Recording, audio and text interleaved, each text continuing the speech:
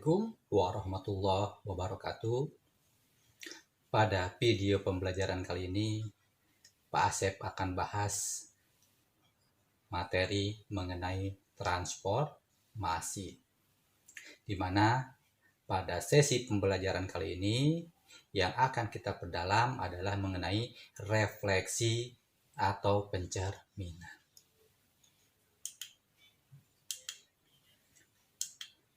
Supaya lebih mudah memahami tentang arti refleksi atau pencerminan, perhatikan gambar di sini.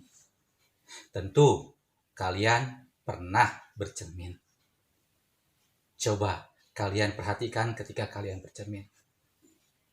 Apakah kalau kalian bercermin, bayangan kalian seperti ini? Atau seperti ini, bayangan kalian terbalik? Atau bayangan kalian menjadi kecil? Atau bayangan kalian berubah drastis? Tentu, kalau bayangan kita berubah drastis akan sangat menakutkan. Ya, jadi kalau kita bercermin, ya, bayangan kita seperti ini, ya, di mana bayangan kita akan sama persis dengan kita. Ya, bentuknya seperti kembar, ya. Seperti ini kita lihat bayangan kita akan berbentuk kembar, ya, atau bisa seperti ini, ya. Seperti ini juga sama, ya, bayangan kita akan sama persis, ya. Jadi dengan dilihat tadi pencerminan kita, ya, kita dapat menyimpulkan, ya, refleksi atau pencerminan adalah suatu transformasi yang memindahkan titik-titik pada bidang dengan menggunakan sifat bayangan cermin dari titik yang akan dipindahkan. Pada pencerminan, bayangan suatu titik diperoleh dengan cara sebagai berikut. Yang pertama, tentukan garis yang akan menjadi sumbu cermin.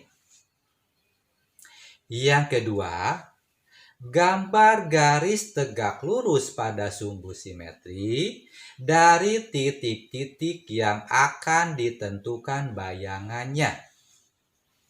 Yang ketiga, tentukan jarak antar titik dan sumbu simetri, kemudian gunakan jarak tersebut untuk menentukan letak titik bayangan.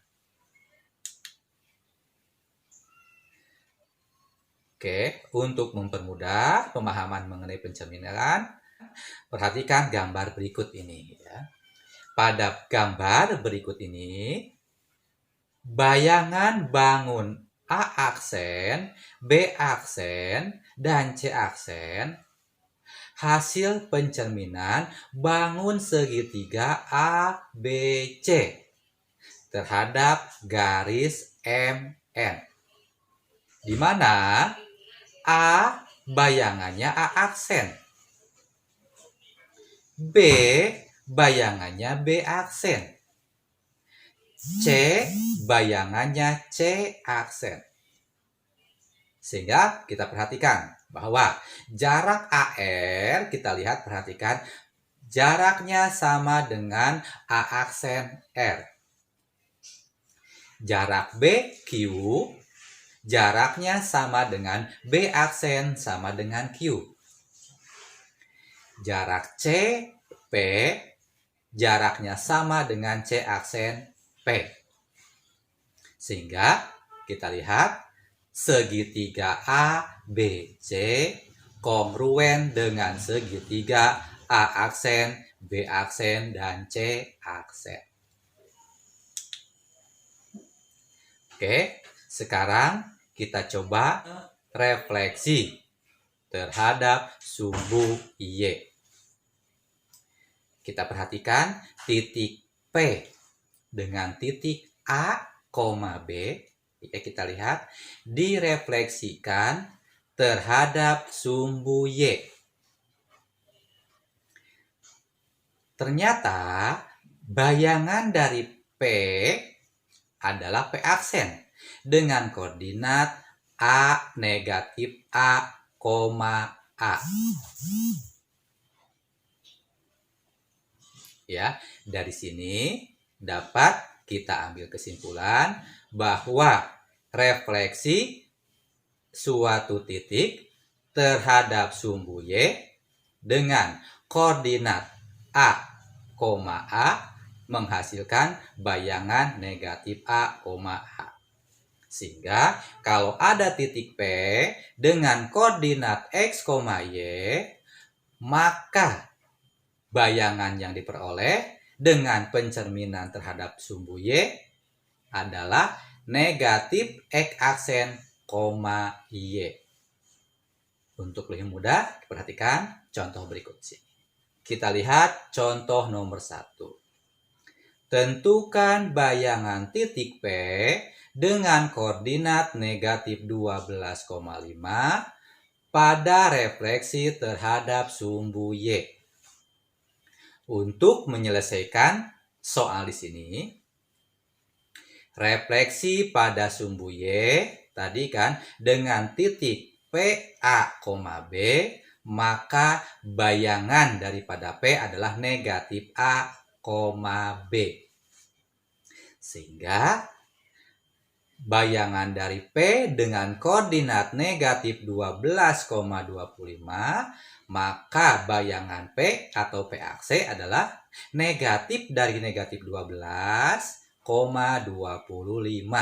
Sehingga bayangan P adalah 12,25.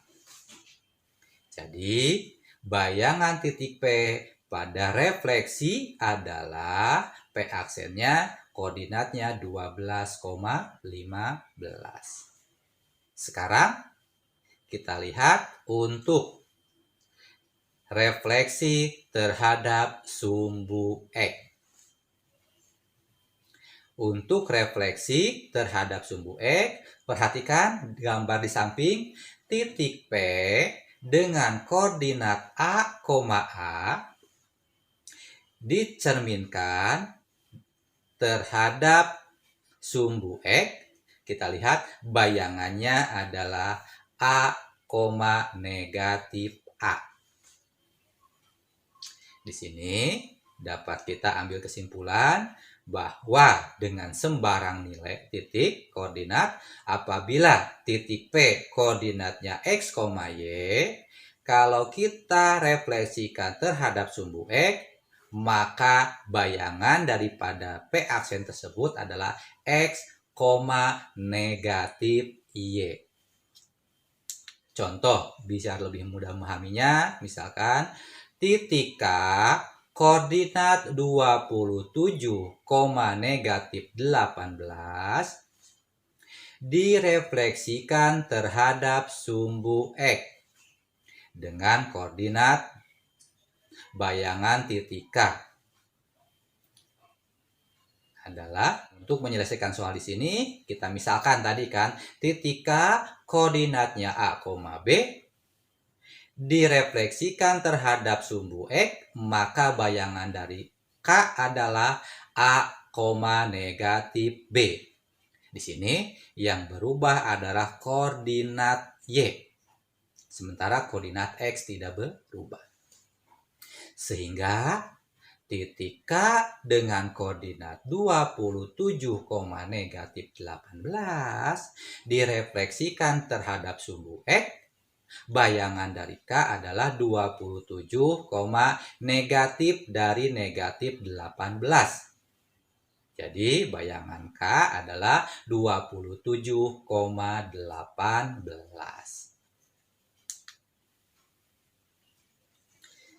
Oke, sekarang supaya lebih mudah memahaminya, kita aplikasikan ke graf ya atau kurva ya. Kita misalkan ya, contoh nomor berikutnya. Tentukan bayangan kurva Y sama dengan X kuadrat dikurangi 6X ditambah 5 pada refleksi terhadap sumbu X.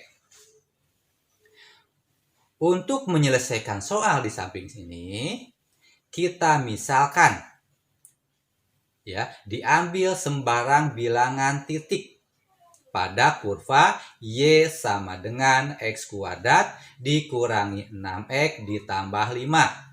Kita misalkan koordinat P adalah X, Y. Sehingga titik P dengan koordinat A, B direfleksikan terhadap sumbu X, maka bayangan daripada P adalah A, negatif B. Dari sini diperoleh hubungan nilai X dan Y terhadap X aksen dan Y aksen ya sebagai berikut. Tadi X aksen sama dengan nilainya X. Berarti nilai X sama dengan X aksen. Sementara nilai Y aksen sama dengan negatif daripada Y. Sehingga dapat Y sama dengan negatif Y aksen. Dari sini nilai kedua persamaan tersebut kita substitusikan ke persamaan kurva Y sama dengan X kuadrat dikurangi 6X ditambah 5. Tadi Y itu sama dengan negatif Y. Kita ganti Y-nya dengan negatif Y aksen. Sementara tadi nilai X-nya sama dengan X aksen. Berarti negatif Y aksen sama dengan X aksen kuadrat dikurangi 6 dikali X aksen ditambah 15. Sehingga didapat ya Y-nya kita buat menjadi positif. Berarti Y aksen sama dengan, kita kalikan tadi semua dengan negatif 1 ya. Berarti Y aksen sama dengan negatif dari X kuadrat ditambah 6X dikurangi 5. Jadi bayangan kurva Y sama dengan X kuadrat dikurangi 6X ditambah 5 pada refleksi terhadap sumbu X adalah Y sama dengan negatif X kuadrat ditambah 6X dikurangi 5. Untuk video pembelajaran kali ini, Pak Asep akhiri. Wassalamualaikum warahmatullahi wabarakatuh.